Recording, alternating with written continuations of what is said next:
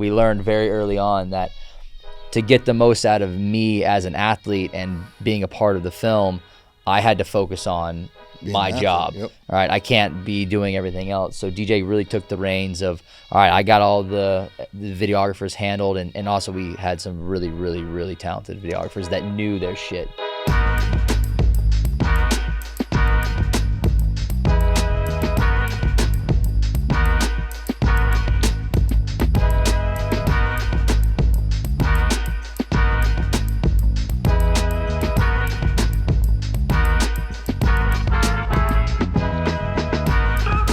Boys, excited to have you here finally. What the fuck is ice cross? It's the famous question. I mean, it's the tagline on our poster for a reason. It's why we created the sport, because it's the most insane sport you've never heard of.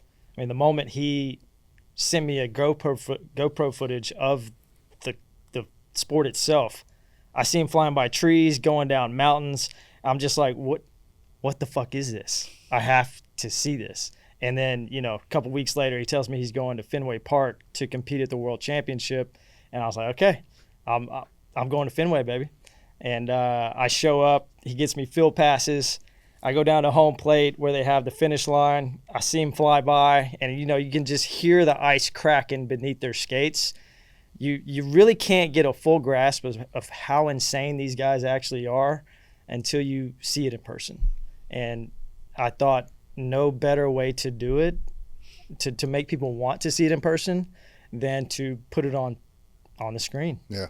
And that's where the idea kind of sparked. Right. But I was up this morning, 2 a.m., sitting there watching it. I wanted it to be fresh in my head and everything like that.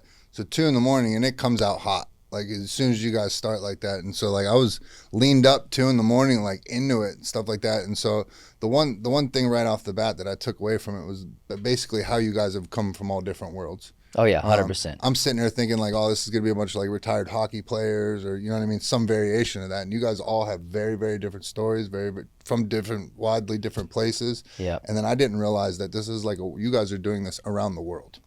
Yeah. That was what I thought was incredible, too. A lot of different backgrounds. I mean, for the most part, everyone has a bit of hockey experience skating, but there's skiers, there's aggressive inline rollerbladers. You got Aussie Crasher who, really never skated before in his life until he got into the sport. And so, yeah, it's all walks of life all over the world. And, yeah, I mean, it is one of the most insane things that I've ever done. Whenever I got into it, I lived on ice. I played hockey since I was 4 years old, and I thought that I was going to be amazing at this sport. I was like, oh, just get me on that track without a stick and a puck, and I'm the fastest skater there is. And I was like a kid that learned to skate. I could barely stand up on the ice because all I'd ever skated on, being from Austin, Texas, was an indoor ice rink. Okay. The ice is very, very different in an indoor ice rink than it is on an outdoor man-made ice cross track. And so there's bumps and big chunks missing out of the ice, and that's not even to account for the jumps and turns and everything like that and racing against other guys. So are you saying that when you first started, you looked like me on the ice? But probably worse than you do on the flat ice. Yes, yeah. There's some great clips of DJ in the film just eating shit. Yes. I figured we need to show people how difficult the sport really is in some form or fashion. A lot of people can skate better than I can because I'm from Mississippi, but it really is insane what they can do on skates. I mean, you've got Rob Whirling, who, he's a social media kind of phenom now with the sport. And, he flies 25, 30 feet through the air off a ramp and dunks a basketball. I was just going to say that guy, That's the guy. And, he can do a backflip on ice skates. Things that people think are insane on just ground, regular using your feet, these guys do on skates and ice. Right. So it blows things out of the water. Dude, if I had to describe it to somebody, I'm saying it's like downhill roller derby mixed with bobsledding mixed with ice skating, hockey, like aggressive, and you also have to come to like a very, very quick stop at the end. I saw that. I saw it wasn't. I don't think it was you that got took out, but the one I got taken out in the very first race. I got to say this before I forget it. I was heartbroken when your first race. You go out, fucking get up like you won. Yeah. And because old boys skate. I was like, oh, that was tough. So for those that watched if I can give it away. Yeah, go give it for For away. those that watching, he's doing his first race. He goes out. You were just coming off an injury too. You had torn your meniscus. My hip. I hip? tore my hip in training, and then I was kind of just a little banged up going into the season. And the semifinals race right before that, I finished first in the heat, and I stopped in that particular race. There was like no finish line. It was like a downhill finish line stop. And so I got taken out by the two racers behind me trying to fight for that second place position. And so I was feeling pretty banged up whenever it came time to do the finals race. So Right, and then you did the finals race, and that's where you thought you had crossed first, yeah, right? yeah. Yeah. And But so is this because the- you had come, your skates were back, but your knees were forward, and his veteran move was to slide his skate out and got it like it's like a Olympic sprint. You know what I mean? Like got him by a hair. Yeah, But, literally. First By a race, second by a place. skate blade. Damn. Yep. Damn. So what's it like for you, man? Sitting there watching these guys do this. Like you're a spectator of the sport, Right. Yeah. and so you just saw it. When, That's a good way to put it. Dude, tell him about what happened whenever I crashed in the semifinals. Whenever I got taken out. I was about to ride in. I was like, yeah, I'm a spectator, and yeah, kind of a worried brother. Yeah. So me and Brittan, I'm from Mississippi, and Brittan's from Texas, from Austin. We met the second week after I moved to Austin in 2014, and so we've been like brothers ever since. And so you see Superman flying down the mountain, and you think he's going to be good every time, no matter what. And then you hear, I'm at the start gate, and it's all the way down the mountain is where the finish line is. And I hear that he crashes in the semifinal. But the last I saw him, he was in first place. So I'm thinking, how the fuck did he crash if he was in first? And immediately I thought the finish line is so short. Like for people that don't understand, they're flying down the mountain at 35, 40 miles an hour, 4 guys at once wearing hockey, motocross gear, and then they have to come to a quick stop after the finish line. And it was like a 10-yard gap. So try going 35 or 40 miles an hour and then stopping within 10 yards. On ice, it's not flat and smooth and really made for you to come to a hard stop on. And so immediately that comes to mind, and I'm like, shit, if he crashed at the finish line and they're saying he's down and they need ski patrol, that's not good. And so I take off down the mountain sprinting, and there's actually like some kind of terrible YouTube footage of this little black dot of me just running down the mountain. They had like an overview of the track that was kind of filming part of the race that was live streaming on YouTube. And in that you can see like DJ just like running down because it's on a ski mountain, right? Right. He's just running down the mountain to go. And mind you, he's one of the videographers on the film. So he's up there supposed to be filming the start and everything. And I know I have to I have to also film the final. you have to. So I have to be up here for the next race. And I'm currently sprinting down the mountain to see if all he's that okay. went out the window. Yeah. So, back to your question, watching the sport is, yes, I'm a spectator, but I'm also rooting for these guys in another aspect. You're watching people come from rock bottom pretty much. The sport itself is at rock bottom. They went from competing in Fenway Park to now competing in front of 35 to a couple hundred people. That's a big difference. That's a big gap. It's a big gap in the mind. A lot of people quit. A lot of people gave up on the sport, but there's a couple hundred of them that have not, and there's about 30 of them that are really championing the sport and carrying it through these dark times. So yes, I'm watching the sport, but I'm also trying to lift them up by the collar, as I have in my own personal journey, and pull them to the next finish line. Continue the race. Don't stop. Don't give up. Don't let the dark times allow you to be stuck and just give up on something. When I very first started doing all my running stuff, there was a company that sponsored me called Wicked Trail, and their whole theme with me was I came up to be somebody's pacer. And so exactly like you're saying, like being there, being able to pull somebody forward, you know what I mean, using your experience to help others, or being able to champion someone like that to bring them through. So that's fucking awesome that you're doing that. Like everybody, I know what people like that did that for me in my life, and so the fact that you're doing that for them or for a sport as a whole is amazing. What happened that we saw this decline? Was it COVID? Or it was a combination between COVID and the sport also losing its title sponsor, Okay. Red Bull. Okay. So Red Bull. Come on, Red Bull. What are we doing, Red Bull? Yeah, what are we doing? It's a blessing in disguise. It was a good marriage that allowed the sport to reach a certain peak, and then the sport and Red Bull started to grow apart, and it was time to split ways. Gotcha. But it just so happened that happened the same year as COVID, so it was a double whammy, so to speak, and really knocked the sport on its ass. Right. Yeah, I mean, the sport almost died. I mean, it really was gone. It was gone for an entire year, and then the next year we had only one race, and then the year after that, like getting back into it, it was a shell of itself. Like it was not the same sport that we all knew and loved. And like DJ said, like a lot of the athletes just were like, okay, well this is dead in the water, and then kind of pulled out. But luckily, some of us stayed in it and kept pushing forward, building the tracks, and then a lot of DJ's not the only one. A lot of other people that are not athletes in the sport are making this push to keep it alive. And now we're getting to a point where we're gaining momentum. Every season is getting bigger and bigger now, and the film has done a lot to help that and get some exposure to it, just eyes on it. That's what we need. We need more eyes on it.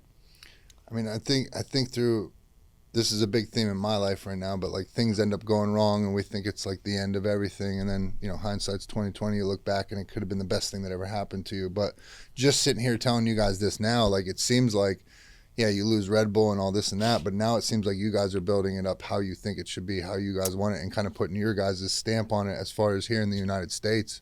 And so to me, like, that's what I would want to do. I'd rather build that shit for myself, how I want it, as opposed to how Red Bull or anybody else wants it. Yeah. Like you said, it was kind of a blessing in disguise. I mean, even when Red Bull was involved and the sport was at its peak, we would still have conversations like, you know, I'd probably do it this way instead, or they didn't promote it like they should have, or blah, blah, blah. Well, now you have an opportunity. You are the dog. Red Bull's not the dog and you're the tail. You are the whole dog. It's on you to do this and do it the right way. And so that's where the film kind of came into real perspective as well. It's like we don't want to just put eyes on this. We want to have a say in how this goes as well. Right. So, yeah, we had never made a documentary before. I knew we wanted to put it out there, and I've got friends that are in film and things like that. I never really thought that, especially in the beginning when we first started talking about it, I didn't have the idea that we were going to be the ones to make the documentary, because we have no experience, zero. I mean, he's acted in some commercials and things like that, you know, but nothing to this magnitude, nothing to this scale. You know, yeah, and the only way we got it done was we just took it like literally one small step at a time, and we were just like, oh, we got to learn this and figure this out, and we did that together, and it's like, okay, we did a pretty good job on that. All right, on to the next thing. What do we have to accomplish now? Right. And you do that enough times, and all of a sudden we're sitting here with a award-winning documentary film. Like, how the hell did we do this? Yeah. So it's been a pretty cool journey and a lot of learning, and I mean, we just never stops. And even like, there's never been a point where we're like, okay, we're satisfied, we're done. Like it's just like, all right, we got to keep grinding, we got to keep going, we got to keep getting more exposure to the film, more exposure to the sport, and the good thing about us is our mental throughout that whole process. Me and him, just as a team together, you have an opportunity to, we always looked at it from a very good place, a healthy place. Like, okay, this year is going to be really hard. We're going to reach a mountain peak at the end of this season.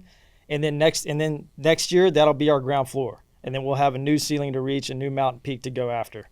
We've never been satisfied with just reaching that one mountain peak. It's like, this one's going to lead to another one and another one and another one. And let's just keep going.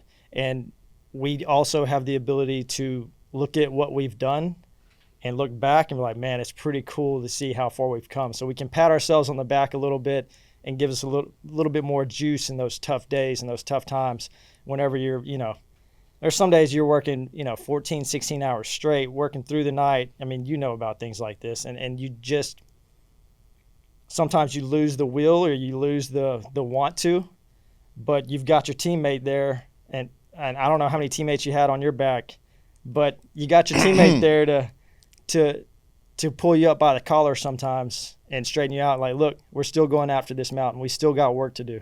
Yep. Bro, you guys are speaking my fucking language right yeah, now. dude. Like, I was right before, as you guys were starting to talk, like the reason why your guys' story resonates with me is especially because of the documentary. And so knowing what it was like just for me to go through that whole process, but then you guys, you know what I mean, I didn't film it, I was just in it and it was about me, but you guys actually doing the nuts and bolts and learning all this stuff, you know what I mean, like, bro, that's a hell of a learning curve right there to take upon something like that, and for that shit to end up as great as it is, that I watched it this morning, to end up on Amazon and stuff like that, kudos to you guys. But then everything you're saying is like, bro, I didn't know how to do any of this. I didn't know how to do social media. I didn't know how to turn on a MacBook. Yeah. And so it's like I had to go figure all that shit out. And I think the one thing that where we all have something in common is, like, I have goals, but as soon as I hit the goal, you know, one of my faults is I don't take much time to, like, bask in the glory of reaching that goal, because then it's like, what's next? What's next? What's next? Always hungry. And I think that's the only reason why this show is, you know what I mean, is gotten to where it is. But then to be able to sit there and take a look back where it was like, man, 6-8 months ago I couldn't even turn on a fucking computer, and now, like, I'm pretty damn proud to go all over this country and, like, represent what I do and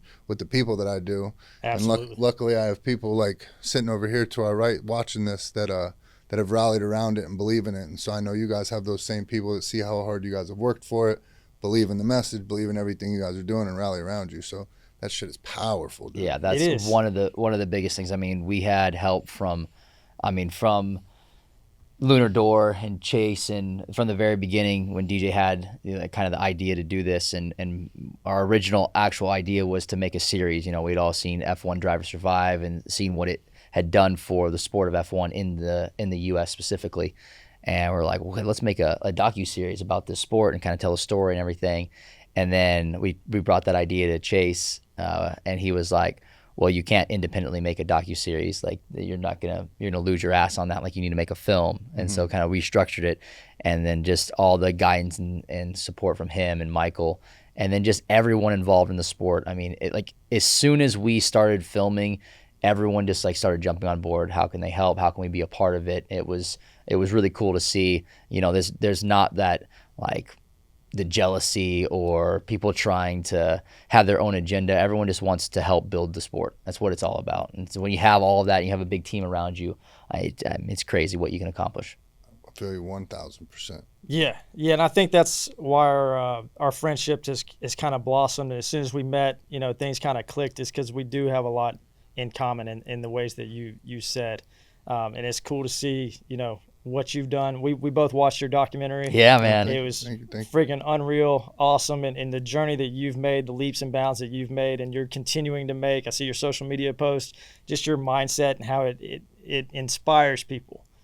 You can't help but be inspired by it, and I think that's what we want to, you know, we want to have that same sort of impact in a different field, but also we've had, you know, people walk up to us that have seen the film that were like, man, you know, I played football my whole life. I didn't even think I was going to, you know, give two shits about y'all's film. And you're going to be honest, I just showed up because I was y'all's friend. Right. But, man, that was just like my whole life right there. Like, I related to so-and-so, Jack Schramm, and his ups and downs. And it having the impact. Right. I don't think that we had that in idea whenever we first started.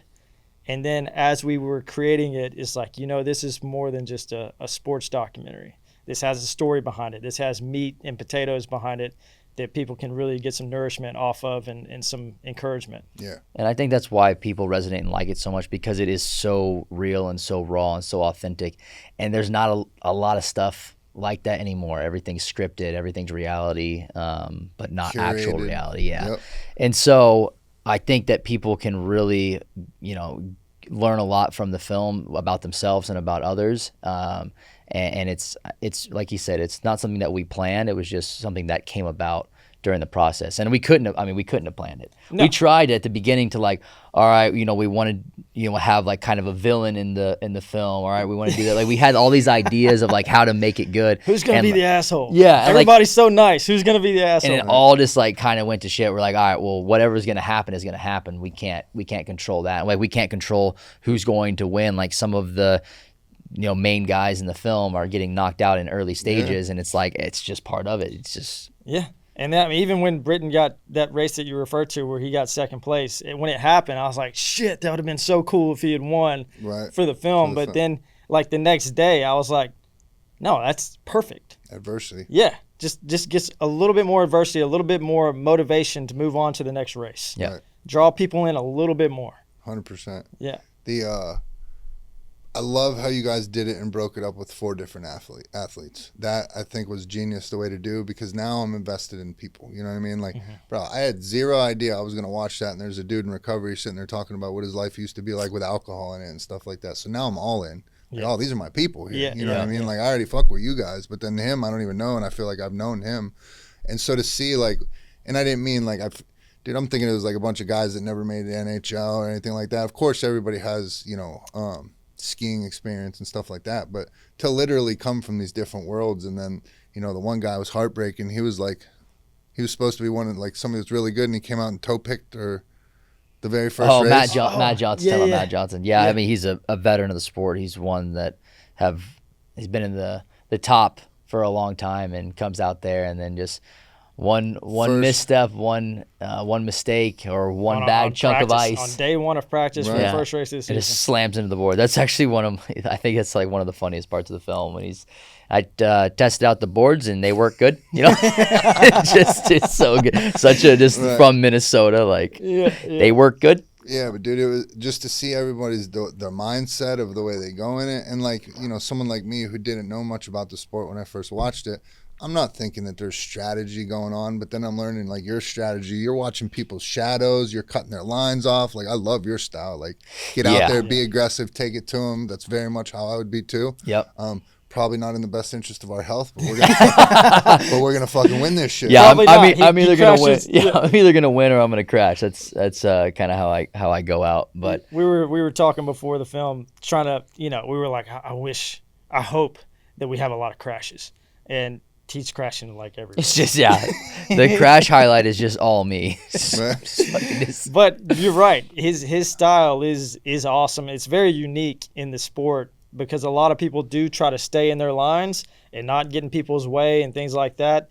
But he adds another element that other athletes have started to add, and not everybody, but other athletes have started to incorporate, because it is a good way to go about it if you're not the most technically skilled or you're the fastest one out there, because there are guys that are either built for it, like they might have bigger bodies, taller bodies that can have more weight and carry them down tracks faster, and he's got to cut them off. He doesn't have a choice. Right. So he's incorporated a style that helps him win, and he does it very well. Yeah. In ultra running, there's a lot of strategy that I would learn that would go into it too. And the one thing I think it's genius of you, the way you're doing it, is because you even saw, as they talked about it in the film, the other guys who are coming up to the starting line are talking about your strategy. So you're already on their head. Right. They're not thinking about what they need to do or anything. They're already thinking, what's Britt going to do? What's Britt going to do? Which is, well, that's good shit right there. Yeah, I got a big advantage on my starts. I've always been very, very fast, and my starts, my reaction time is really good. So that's, like, I would say my biggest skill set is fast starts, and that just automatically puts me either at the front or with someone in the front. So everyone always has to deal with me no matter what. No matter how good of an athlete or racer you are, like, you're gonna have to deal with me at least at the beginning. Right. It may not be the whole way down, but that messes with you if you constantly are being behind somebody and having to deal with their bullshit. And so I use that strategy to my advantage as much as I can. So, and it makes it more fun. That's too. a good way to put it. Having to deal with your bullshit. Yeah. DJ's had to deal with a lot of my bullshit, Right. but especially in the past couple of years making this film. That's a great point. Because Michael Jordan, I'm not comparing you to Michael Jordan, so simmer down. Sounds like he is. But to a certain degree, yes. Jordan had a way of getting in people's heads before they even started. You got a game plan for him. Yeah, or the fear factor. Mm-hmm. There's some sort of fear there that I have to deal with Brittan in some sort of way. Even at the start gate, which we don't talk about a lot in the film, there's certain things you just can't incorporate too much of. You need to get it down to an hour and 30 minutes, and so we had to cut some things out. But Brittan's stance when he's first getting out of the start gate, or his leg movement is very wide. His arm movements are very wide. So athletes are thinking about that too, because if he's standing next to somebody like Rob Whirling, who's one of the better athletes in the film, his stance is also very wide. So if they're next to each other, their skates are likely going to hit as they're getting out of the gates. So that's in both of their – it's not in his head, but it might be in Rob's head. He's got another gift that people say one of Jordan's greatest assets is his ability to stay in the moment 100% in the moment, not looking at the outside noise, not thinking about injuries and things like that. Brittan's thinking about winning the race and running his race. He's not worried about. I'm thinking about getting out of these gates as fast as I can. Like, Right, I right. don't have the rest of the race in my head. It's down to the step. Yeah. It's down to the moment. Yep. He's thinking about that horn going off, and that's it. And it's a gift, especially in a sport like that where fear can get in your head in a lot of different areas, whether it's with a racer or going down a certain feature in the track. So he's got a lot of gifts going for him that's really helping the sport evolve. And it's fun to see. It's fun to watch. Yeah. Now, I've been lucky enough. I know that you're a gym owner in Austin, Texas, and I've been blessed to be able to come in and get a workout with you guys. So are you, with your fast start, is this just a naturally God-given gift? Are you training for explosiveness off the line, or a little bit of both? Yeah, it's I mean, you gotta work for everything. I mean, that's just how it is. You have certain genetics that are gonna get you a good chunk of the way there, and then you gotta work for the rest. So I've always put an emphasis on training hard. You know, when I was younger in hockey, I mean, I love working out. My dad worked out a lot. I started training with him, and I just fell in love with it. And almost to the detriment of my hockey career, because I got to a point where I wasn't focusing enough on the actual skill set of hockey, and I was just focused on training and skating as fast as I possibly could. And everyone always hated me in hockey practice too, because when we would do bag skates, I would just be ripping as hard as I can, and everyone would be trying to half-ass it because, you know, no one wants to bag skate, but I enjoyed that part of it and stuff. And so, yeah, there was a lot of work just from early on building up and becoming the hockey player that I was, that I built that speed and everything, and then in my training in the gym. But actually, I don't do too much training for power and speed because I already am one of the most fit and fast starters on the tour, that most of my training is very, very boring, rehab stuff for my ankles, my knees, my hips. So tedious shit. Yeah, it used to be like when I first got into sport, I was like, oh, I need to get big and powerful and like that. And then I just beat my body up so much, because you'd be squatting heavy, you'd be doing heavy tire drags and sled pushes and stuff like that, which is all the fun shit to do in training. But then you combine that with the actual sport, which just beats the ever-loving shit out of your body, and it's just too much. So I changed it up. So now I do really boring, like single leg RDLs on a ball, you know, like stuff like that. So that's kind of primarily what I do now, just to make sure that I'm bulletproofing my body as much as I can, because inevitably I'm going to crash. Like it's. I mean, he's from Texas. There's not a lot of ice in Texas. Yeah, it's gonna happen. Especially that type of ice. Like, you know, I'm not making excuses or anything like that. Rob Whirling and people like that live in Canada, Minnesota. There's just more ice, so they're more technically sound. So he does have that. He's got to go to those preventative measures, because he probably is going to make some, you know, technical mistakes or do things technically that they wouldn't do, because they're just used to being on that type of ice. They can go out to a pond that's not smooth ice and skate on it and build ramps and things like that all year round in some cases. So, but he's found ways to close that gap. Right. And you have to, as an athlete, in no matter what you're doing. If you don't have the build of Kobe Bryant and you're 6 feet tall, not 6'6", you've got to find ways to close that gap. You can call it unfair if you want, but there's another way to attack it in your mind, and you don't look at it as a victim, as things being unfair. And he does a great job of that as well. He's always thinking that he has what it takes no matter what. He doesn't see things as a victim, and none of the athletes do in the film. I don't think any athlete that still competes in ice cross sees things as a victim, which is a huge testament to those athletes and to the sport, because they've been through some shit. But most people have. It's all about how you see it, your perspective, and you know this. Your perspective on life is everything. Yes, 100% for sure. My training is very much the same. I did the ultra running thing, and then I segued into kind of bodybuilding training. It was just like, let's get big. How much muscle could I put on? Then I made the mistake of just trying to segue back into the running thing. My body didn't react well to that. You don't say. No. Yeah. and so now I'm starting to have to actually take care of my body and do those things like stretch or roll or any of these little tedious things. It's the hard shit. Yeah, it really is. It's the least sexy of the whole working out thing. Like you're not seeing the Instagram reels of, Yeah. of that bullshit, right? Right. Like, yeah, it is, man. And you're a hard worker. You came into the gym with DJ and I, and you got the fuck after it. You know, you threw down hard. So, but that's the thing. Like, whenever you I have look that like type a clown of with a background. kettlebell, though. No, dude. You got. He's seen worse, I'm, no matter I'm how better bad it now, was. though. Thanks to you. You got Yeah, it. good, You man. got it for me. That's good. Yeah, most people try to squat and lift with a kettlebell swing, and you're not the only one. But I was you doing got low back thrusts. yeah, you got it down though, man. At the end, I felt pretty confident about it. You're also very good at not coming in with a big ego, thinking you know everything. Yeah. You're very good at asking questions, which I think that people, especially athletes, need to be better at. You'll go a lot further, and you've learned that skill. It is a skill. Yeah, you know, I mean, there's a lot of trainers in this room right now, but the worst thing is you get somebody, I used to be big like you when I was in high school, or this and that, and then you see them like move weight around, and it's like, man, like, I still learn at this every day. Like, I still want to be around people that know more than me, that are making me better, and there's still things in the gym that I learn every day. And so it's, especially if I go into a world where I'm not completely comfortable, it's like, yo, tell me how to swing this kettlebell so I don't look like stupid right now. Yeah, you sound like me with a camera.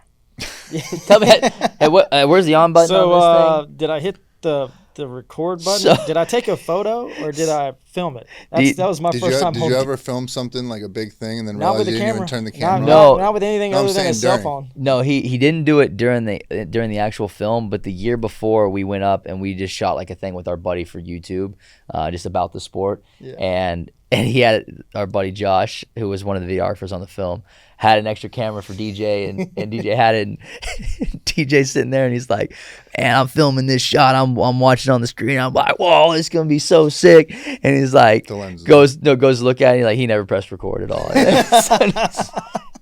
Josh was like, "Did you get the shot?" And he's like, "Man, I had it all, but I didn't hit record." So, so luckily he learned that. He learned that before. Yeah, he learned that before we actually started shooting the film. So at least learned where the on button is. Yeah, Right. DJ had to learn a lot. He wore more than just cowboy hats in the making of this film. I bet. He had to, because we co-directed it, but I was an athlete in the sport, and we learned very early on that to get the most out of me as an athlete and being a part of the film, I had to focus on my job. Yep. All right, I can't be doing everything else. So DJ really took the reins of, all right, I got all the videographers handled, and also we had some really, really, really talented videographers that knew their shit Right. as well. My job with the videographers, I'd say, was to almost stay out of their way.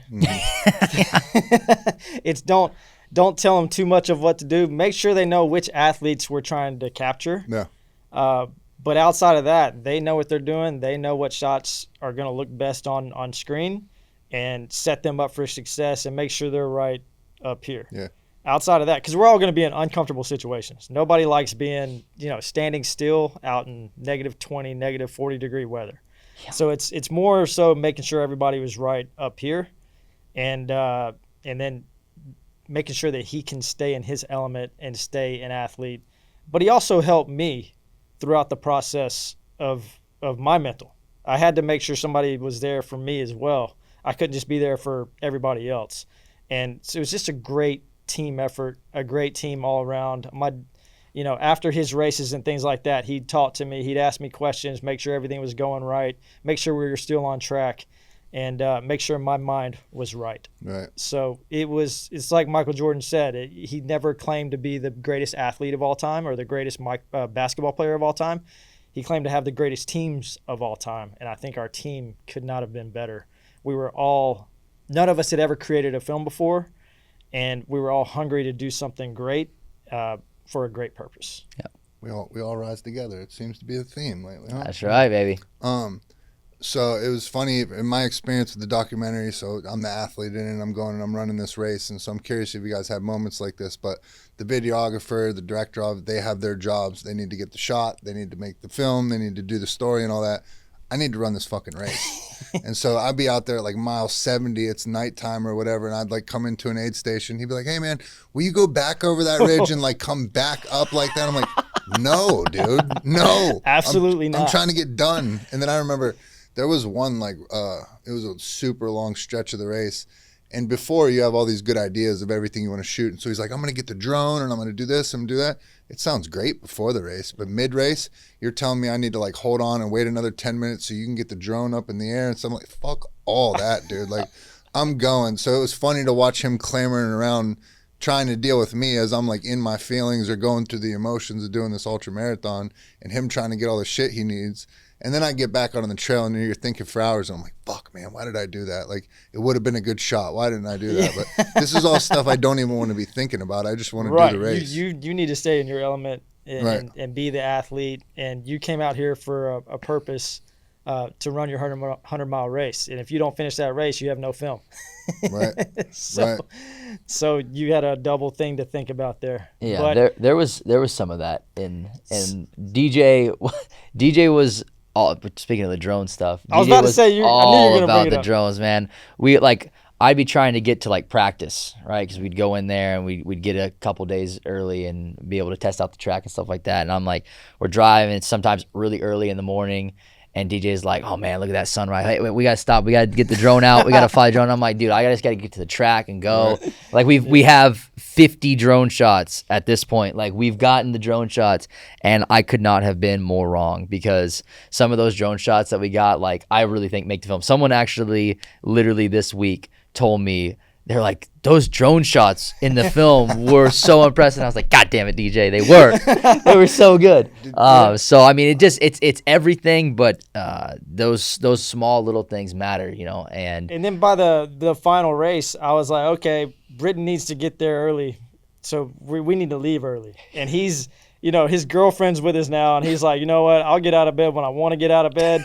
It's the end of a 6-week season. Yeah, I'm done with this. We've got enough drone shots. And I'm like, no, there's one drone shot that I want that we have not gotten, and I've got to get it going to the final race. And this is our last day to get it. This is our last day here. And so we had a little bit of a tense, not argument, but a tense just you could feel the tension. Yeah, you could feel the tension. And I'm like, Kelly, get your boy. Get your boy. His girlfriend Kelly. No, luckily Kel was there in that time, and then she was just like, hey, DJ really wants this shot, like we should go. And I was like, all right, fine, whatever, we'll go.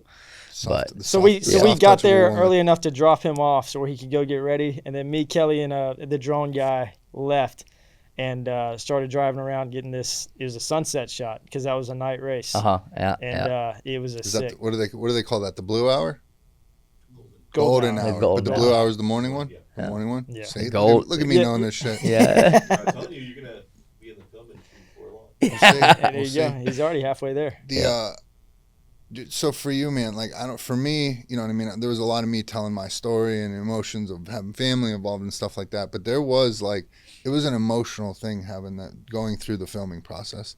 And so there was a lot of times where me and the director would butt heads and stuff like that, or I'd be in my feelings, copping an attitude with him pretty much for no reason. And we got done with it. And I remember apologizing to him, like, dude, I'm sorry. I remember they were getting one shot in my house. We were at my apartment. And it was like him, the DP, the sound guy, the light guy, all that. And they were coming in my apartment and they all had their shoes on.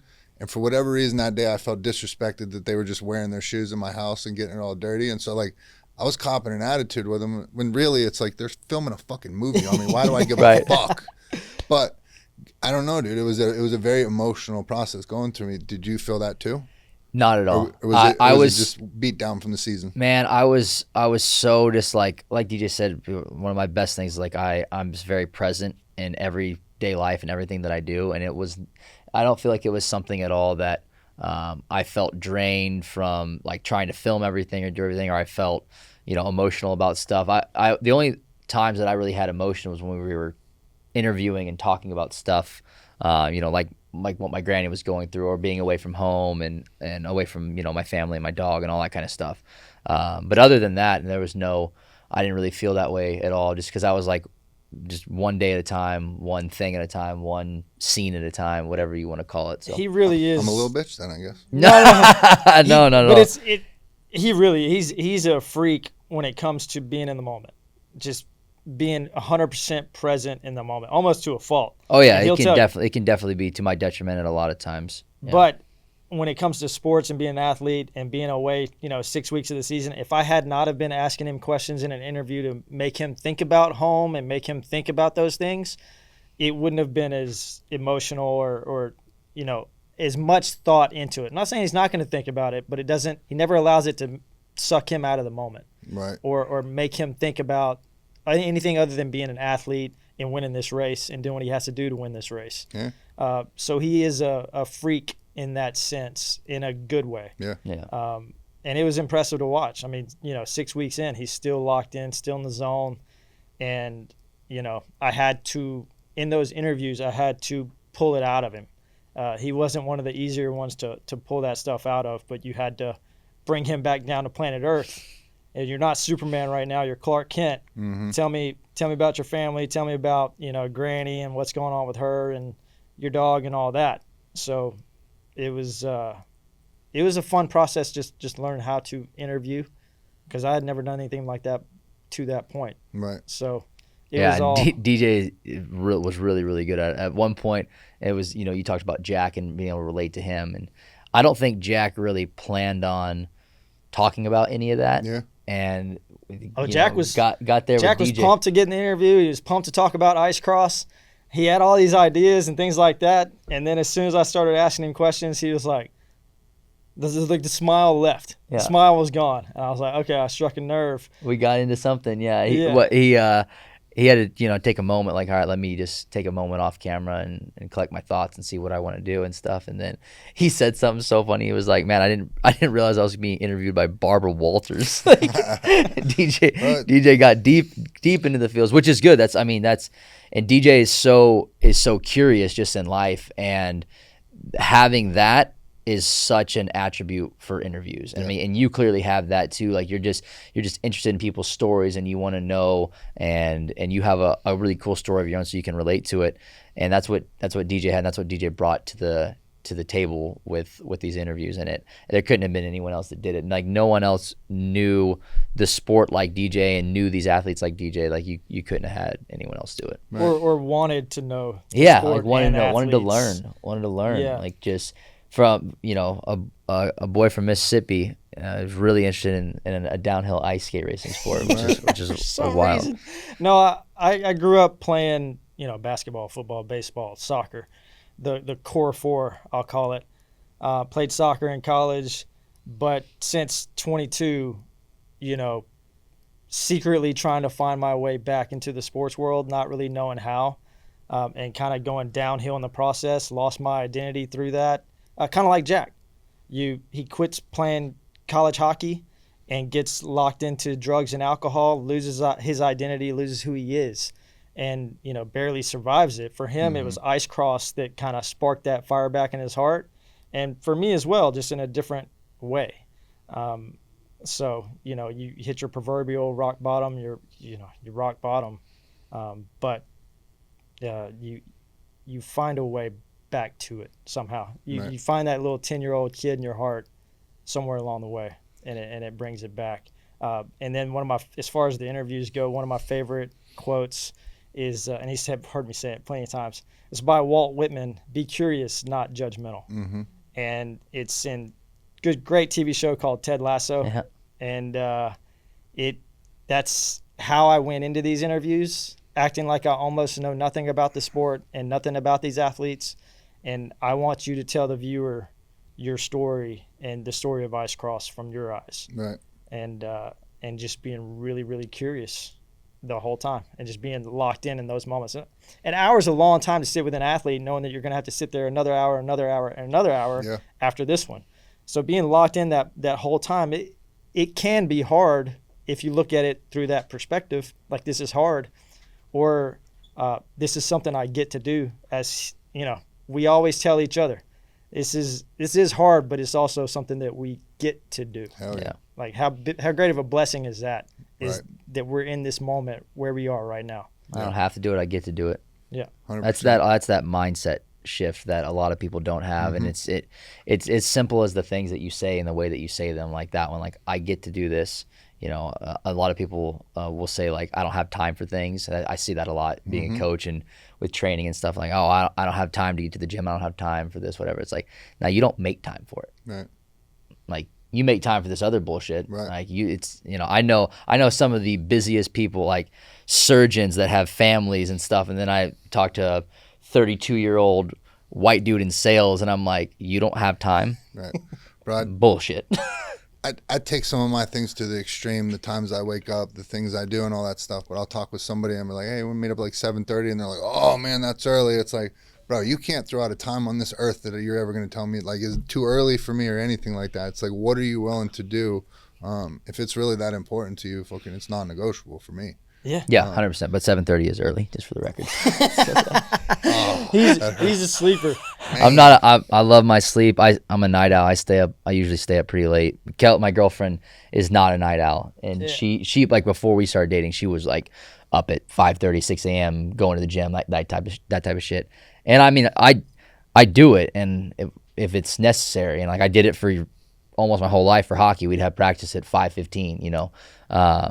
But be clear, when he's awake, he's 100% all in, no matter what he's doing. He's locked in, busting his ass more than almost anybody I know. For sure. But if I get to choose, but he's earned his. I'm sleeping in. I'm right, sleeping in. He's earned his sleep. Now right? I know. Now I know why I can't get you out to the run crew. That's part of it. Not gonna lie. Yeah. So, dude, you and I sat, after our workout that day, and we had a pretty profound conversation, and you were able to share like a lot of your past. And so we're talking about you being the one to do these interviews and like me doing this. That's why I think I'm good at this. Is what I mean? I'm able to share my experience and stuff like that. And so, you can relate, right, in certain aspects. And the biggest thing for me is like, when we started doing this, I didn't really know what I was doing. So I would sit down and do these interview style things where I just ask a question. And then you start diving into like the analytics of podcasts and, retention rate, people actually watching the full episodes and stuff like that. And so it would start off, every story starts off the same, like, oh, grew up in a town, Mississippi, like that. And for most people, it's like, I'm good on that. You know what I mean? They want to get to the meat and potatoes. Right. And so I needed to figure out a way. It's like, all right, how do I grab people's attention like right off the bat? The easiest way for me is like, oh yeah, my rock bottom was shooting fucking heroin in my dick vein or whatever wild shit that I did. You know what I mean? And they're like, oh wait, that's it. And then they're willing to like open up right into their stuff. And so, were you able to tap into some of that stuff when you're sitting there interviewing guys like that? Like, do you think that's what made you coming where you came from, having the experience you do, the story you do, being able to pick up on their indicators and know like, well, that's something for me. It's obviously something for him too. Yeah. I also had a lot of practice. I didn't know it was practice at the time. But my rock bottom, I was technically homeless. I don't think that I've ever been truly homeless in my heart, but technically I was homeless. Right. And, living out of my car, doing Uber and Lyft to make enough money to get an Airbnb that night. But throughout that process, it was a year of, he'll tell you, like 7 days a week, DJ's doing nothing but Uber and Lyft, 10, 12 hours a day. And, but throughout that process, I'm having random human beings in my vehicle, some that are also in their rock bottom. And I have nothing else to do but be curious and talk to people, ask questions. And so I forgot you told me about that. And Uber and Lyft was your training ground. That's right. That's good shit. And you chose to be that way too, because a lot of Uber and Lyft drivers, especially, will just like they'll have headphones in, they're listening to music or a podcast. They don't give a fuck about who's in their car. They don't no value add to me, whatever. That's not how DJ is. DJ is asking questions. He's starting conversations when they want to talk. Yeah, sometimes people don't want to talk and you can't read the room. Read the room. Yeah, of course. But you're not just automatically shutting them down. Like he's actually having the conversations for the ones that want to be had. Yeah, I kind of invited it. I kind of tricked people a little bit instead of just playing music every time. Unless you're picking up people from the bar and that's all they want to listen to. You ask them, what song. But outside of that, I'd listen to like motivational type podcasts, motivational speeches, or whatever. I'd listen to that stuff 3 to 5 hours a day. And I found that when I did listen to that stuff, a lot of people would get to the end of the ride or halfway through it and be like, man, this is exactly what I needed to hear. And you start asking questions about that and what they liked about it and why it hit them so hard. And then you start diving into it. Before you know it, after listening to that stuff every day, 3 to 5 hours for a year, it rewires your brain. Mm-hmm. It wasn't just the Uber and Lyft that was my training ground. It was my meditation ground as well. I was listening to these people, the wisest human beings on the planet, who have read all these books, talk about the world in a way that I'd never really thought about it outside of sports. And so now I'm bringing sports DJ into the real world, taking that mindset that I had in sports, that Michael Jordan psychotic attitude and perspective, into real life and putting it into practice. And it's like, you know what? Uber and Lyft sucks. It sucks that I went from being a star athlete to a drunk to now technically homeless to where I have to do Uber and Lyft and I'm a damn taxi driver. This fucking sucks. But I'm going to challenge the devil and challenge that little evil in my head and fight through this.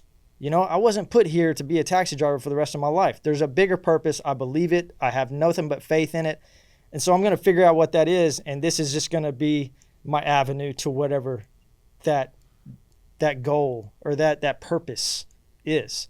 And so I did, man. And it changed the way I talk to people, the way I see people, changed the way I see myself. And then when I sat in front of those athletes in those interviews, it was you're talking to somebody that's going to see you. Right. And I'm going to ask the questions. Now, are you ready to answer it? We'll see. Right. But I'm going to ask the questions. Hell yeah, dude. Give me a wall. I'm ready to run through it. That's right, baby. Shit. Come on. Good shit. So let's take it back a little bit. How did you guys originally become connected? You're from Mississippi. You're from Austin, right? Oh, yeah. So this is actually hilarious. This girl that we both knew told us each separately, I just met, I know your best friend. She told me that. She's like, I just met this guy. They just moved here from Mississippi. He's going to be your best friend. Like, I know it. And then she told DJ. First time I took her out thing. to eat. She was the first girl I took out on a date in Austin. And I'd been here for 2 weeks, had no friends, didn't know anybody. Did you wear the cowboy hat? I did not. No. And that's why they didn't have a second date. That's why. Actually, our second date was introducing me to you. Yeah. And then that was it. Dude, it was so funny too. We're at this bar called Wildest in Cedar Park, and she like runs over to me and like grabs me and she's like, your best friend is here. And I'm thinking at the time, I'm like, my best friend But lives. does that automatically put you on guard? Like, oh, fuck this dude, or no? It was more like, because I didn't know her that well, Right. and she'd only known DJ for like a week or something. Well, as soon as I met her, Like the first 30 minutes into the dinner, she's like, I know your future best friend. I was like, that's great, because I don't know anybody. Yeah. Right. Oh, right, And so I was like, she doesn't. She has no idea.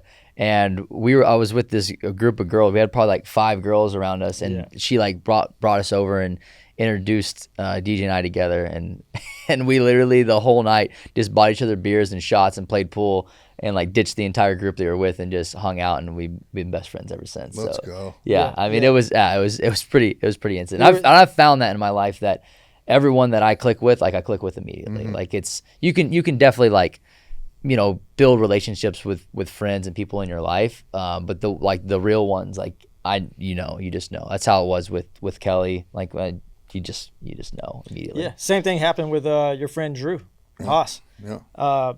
You know, I had some people on my boat for the yacht charter, Texas Forever Charters. Shout out. And documentary, Ice Cross Life on the Edge. But I had some people on my boat that were like, you look just like our best friend Drew. And he was on this Netflix documentary and blah, blah, blah. And I was like, okay, I got to see who this guy is. But they were also like, you also act just like this guy. You know, like y'all are like brothers. And so if you told me you guys were brothers, I'd be like, oh, for sure. 100%. Yeah. So I actually hit him up on Instagram because I started following him, and then he posted they were gonna have this watch party, and I was like, hey, you don't know me, but I'm gonna be there. And somebody on my boat said that we look alike and that we act alike. So I got to figure this out. And so I took my girlfriend to the watch party, and she's like, so we don't know anybody. I was like, we don't know anybody. She's like, are you sure you want to do this? So I was like, nah, but you know, get outside of your comfort zone, meet some new people. That's right. And I did. I kind of leaned on that same advice I got from that girl. It was like, you know, this is your future best friend kind of thing. And me and Drew hit it off. So same with me and you. Yeah. Just met you through Drew at that crazy ass workout. Dude, that workout. Can we talk about that workout real quick? I've designed a lot of workouts. I've been in the fitness industry for a really long time, coach, and their warm up, that was Yeah. not a fucking warm up. Yeah.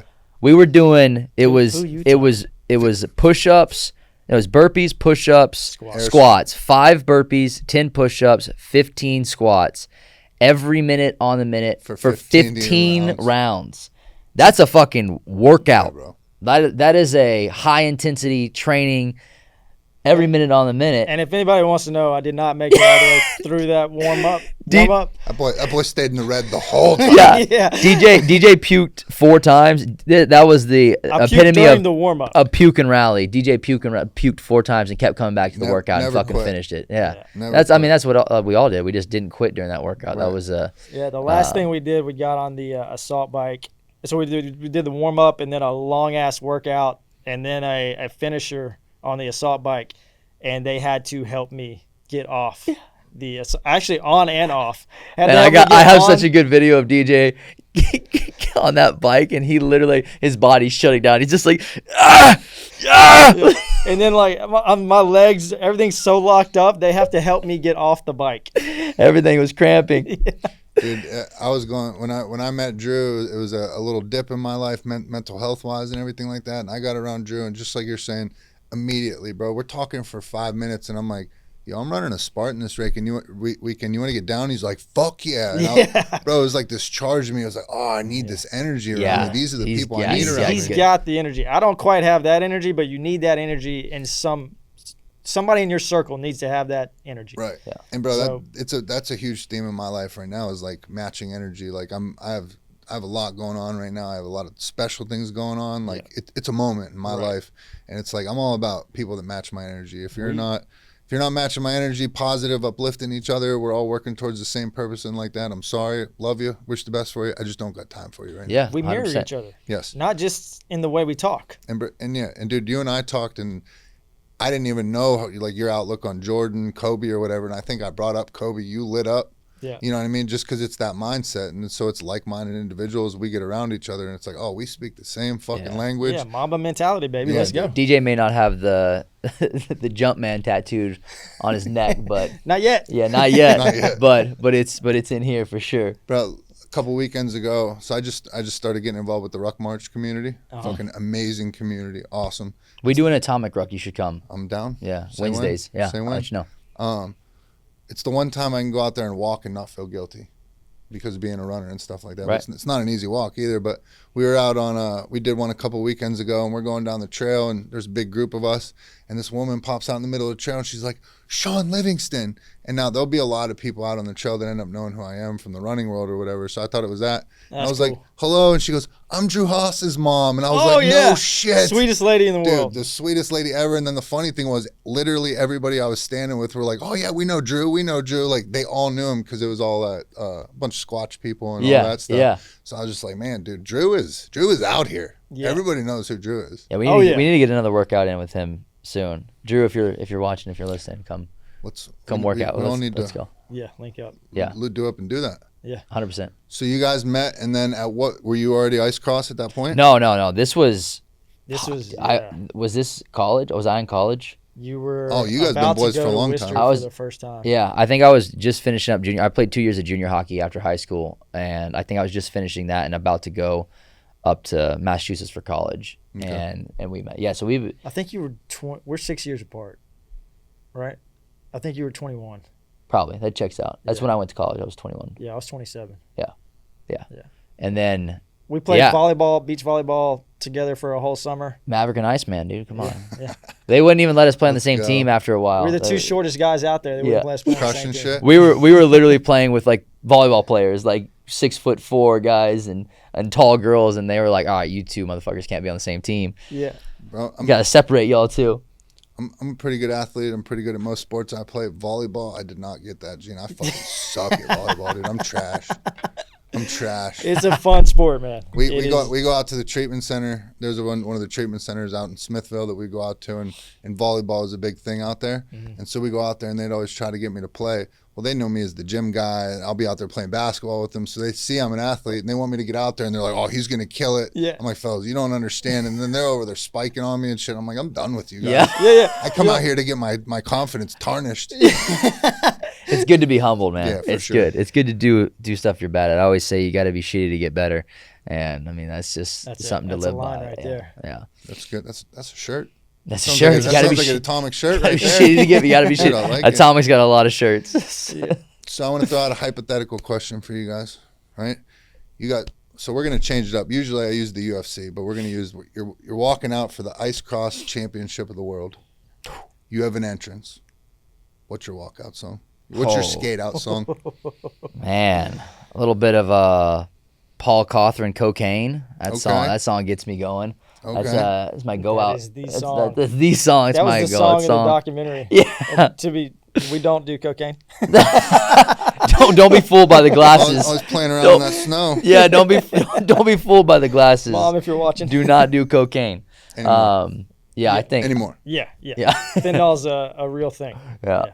But man, that was the first one that came to my head. I don't know. I'd have to give it a little more thought, but that one always gets me fired up. That was perfect. If I was walking out Anything to from the Blow soundtrack. Yeah. You can rock with, dude. Anything. if I was gonna walk out to anything, I'm a little bit more serious. I'd walk out to probably the Top Gun theme song. Top Gun. 100%. Yeah. Bro, I have this debate with my wife all the time, but Tom Cruise is the greatest actor of all. Like, He's, that- and yeah. we just We just watched the new Mission Impossible, and 62 years old, he's shredded to the gills, and just I mean, he is probably the best filmmaker. bro, to that's take a ever franchise existed. and be on number 13 or whatever the fuck they are, and you're still like excited every time they come out and stuff like Yeah. that. Like Yeah. that dude is the GOAT. Yeah. And watching, Maverick, the Top Gun Maverick. Oh I man, cried watched it. my fucking eyes that out, is- dude. We that is- watched it 3 times in theaters. in theaters. Yeah. Did you really? Yeah. Dressed up. We dressed up. We wore the bomber jackets. I wore a jumpsuit one time. It was. I wore American flag Ranger panties and a Val Kilmer shirt one time. Yeah. Like we did it. We did it up. We love Tom Cruise. I mean, he's one of the most insane humans in the world. And he but is that's what it insane. takes. Let's- But that's what it takes to be great. You have to be insane. You look at all of them. Michael Jordan was insane. Kobe Bryant was insane. Yeah. Like you're talking about these people. They're insane. Like Yeah. you can't not be to get to that level. But yeah, just I mean, also like now have made a film and going through that process. Can A fraction of what he does in his productions. Like we did a documentary film, like very. But you just get a sense of appreciation for, what he's doing, and everything he's doing is real. Like it's like he's actually doing his stunts. I mean, and it's yeah. Tom, I went to Scientology rehab, bro. If you ever want to hop on the show, let me know. Yeah, he's a freak, man. Like, and you see people like that at 62 doing the things they can do. If there's not a piece of you that says, if he can do it, I can do it. Right. If he can be Yeah. in that good a shape and look this good at 62, I can be healthy at 39 and take care of myself at 39. And you need those little bits of inspiration in your life. And we carry that in our friendship. And, he's constantly pushing me, get in the class, get in the gym today. Did you work out today? What's going on? Did you work out yet? Right. It's constantly on me. Right. So it's good to have that in your life. Yeah. And we talk about that kind of Tom Cruise stuff with the film a lot, or just with each other. Actually, back up. We have these types of conversations like we're having right now. Me and him do this almost every time we meet up. We'll have like the first 30 minutes where we reflect on different things, where we talk about Michael Jordan and Kobe Bryant. I'm always talking about Jordan and Kobe Bryant. He might bring in a Gretzky quote or a McDavid. Mario Lemieux. Yeah. Hey, Yeah. Pittsburgh boy. There you go. So it's good to have those people in your life too, where you can get real Yeah. with Yeah. and have real conversations and dive deep. It's almost like therapy. Yeah. Those are the people that I need around me for sure. Yeah. And I remember the first thing I had said to you, and this is what I'm trying to, people in the recovery world or like mental health or like kind of the space that I'm in, is trying to get them to understand that. Like I say it all the time. The things I was most ashamed of, now the things I'm most proud of in life, because of what I've been able to do with it. And so it's like getting people to understand, like, this is just my opinion, but Kobe Bryant, take a look at Kobe Bryant. You try to tell me he wasn't an addict. Thank God he discovered basketball. Thank God he tapped into that. But I'm telling you, it's that same thing. Yeah. It's the same thing for me doing this now. It's like I tapped into the same thing. I just figured out where to channel it. Turn it into a superpower. Right. Yeah. And so I'm not telling people you don't got to go to the gym for 8 hours a day, but the intensity in which you got high, the intensity in which you used to chase money to get high every day, channel that into something fucking positive, channel that into fucking helping people, channel that into running races or doing something, training, anything like that. It is a fucking superpower. Yeah. Joe Rogan has that quote: "Insanity and greatness are next door neighbors. They borrow each other's shirt." Yeah. It's true. It's true. No matter who you look at that has done something great in the past or currently, they have that element of almost insanity. And if only I can get my wife to understand this concept, we'll be good.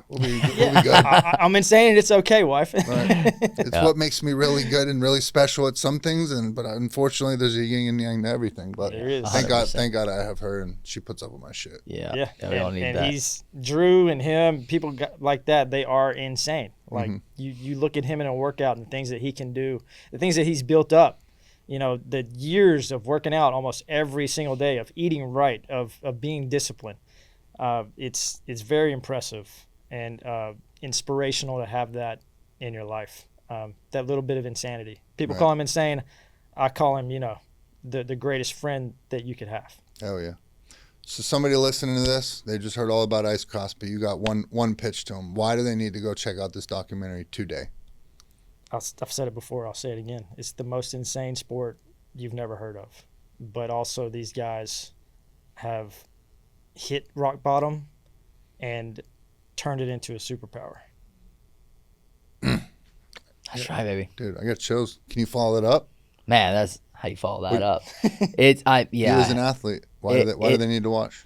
It's just one of those things that it makes you, the film really does make you appreciate what it takes to perform at a high level. And I feel like a lot of people can resonate with that, even if they're not athletes, and so many people can really get involved with this film and appreciate it. So it's worth the watch. It really is. Oh yeah. Well, I second that. I watched it this morning. I did not finish it, but I will go back and watch my wife tonight. And he told me the ending's the best part. It is. Yeah, so. Man, it all comes through. And the ending, not to give too much away, but the ending was like all DJ's idea. And this was one of on the creative process of making the film. We had a lot of disagreements because we were the ones that were going back and forth with our editor to like, all right, how are we going to put this all together? And so we kind of wrote out the entire script of it based on mostly memory. And he told me the whole time. He's the note taker, and but he was the athlete. So I'm not the note taker. I hate taking notes for whatever reason, and I took 0 notes during the process of making the film. So whenever we sat down to write, we didn't have the footage. The guy in Austria, Czech Republic. Yeah. Our editor in Czech Republic had all the footage, and we didn't really have a computer good enough to get that stuff over to us. So we sit down to write the first time, and I'm starting to realize, oh shit, all this is going to be pulled from my head. Yeah. So we sit down, we start writing minute by minute, second by second, what shot to put here to tell the editor, because this is broken English. Mm-hmm. So we're trying to tell him in broken English.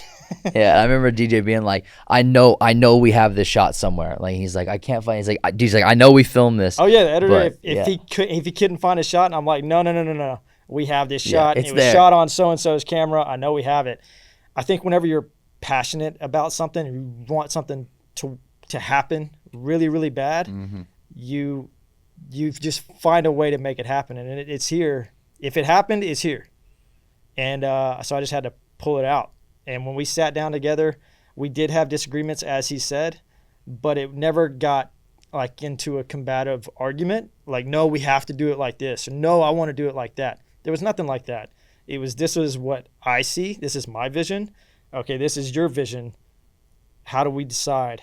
Yeah, how can we come together on that? But the ending, like the final race, you're watching it and like it's a great race and it's full of action. And DJ's like, let's just take all the sound out of it and slow it down, and I'm gonna talk over it. And I was like, no. I was like, dude, this sport is high octane action. We gotta. This is the most important race. This is the world championship race. This is it. We gotta fucking show the adrenaline of it. And he's like, dude, trust me on this. And I did. And the ending is, I love the ending. I'm excited. Yeah, dude. To go watch I'm pumped for you to watch it. Dude, I'm excited. There's a few things in the final race that happened perfectly. There's a shot, a race with Jack's final race that I think that you'll appreciate. And a moment with that, and just seeing the film through the audience's eyes, I think, is always key in filmmaking. Not that I went to school for this, because I didn't. Right. But I just thought about the films that I like, the documentaries that I like, what really struck a nerve with me, what gave me goosebumps or put a tear in my eye, and tried to use the footage that we had to do the same thing. Don't just turn this into a story of ice cross, but make it an emotional, theatrical piece with a deep-rooted story that people are going to relate to and give them goosebumps. Make them want to come back and see more. Yeah, and I think like this goes for both of us. We started this film, the whole reason for it is because we had a passion about ice cross. Me as an athlete, him as someone that just appreciated the sport and wanted to see it grow. And through making the film, we both found a passion for filmmaking. Like, I mean, it just makes you appreciate every part of it. And I'm sure you experienced the same thing with yours. So it's a really, really hard industry. Yeah, it's not easy. They don't want you. If you're not one of the big studios, they don't want you in this world. If you're not in the fraternity, they don't want you in the fraternity. But I feel that. but man, it's such a cool thing to be a part of and to be able to tell experienced stories and done. and have an impact on people through storytelling. So what? This is just an idea for you guys, but you guys are already talking about YouTube and stuff like that. But doing the film like you did it, because originally our filmmaker wanted to do a docu-series, and then he started having that, like, my 100 Miles to Redemption being like the pilot episode, and then highlighting other people, and then trying to sell it to Netflix. But we live in the day of YouTube where you just do that shit yourselves, release that shit yourselves, get all that money for yourselves, and there becomes your series, highlighting each athlete, whatever, like that. Even the people that are around it, like you, telling your story, impacted why you're drawn to it. Like, bro, that's all gold right there.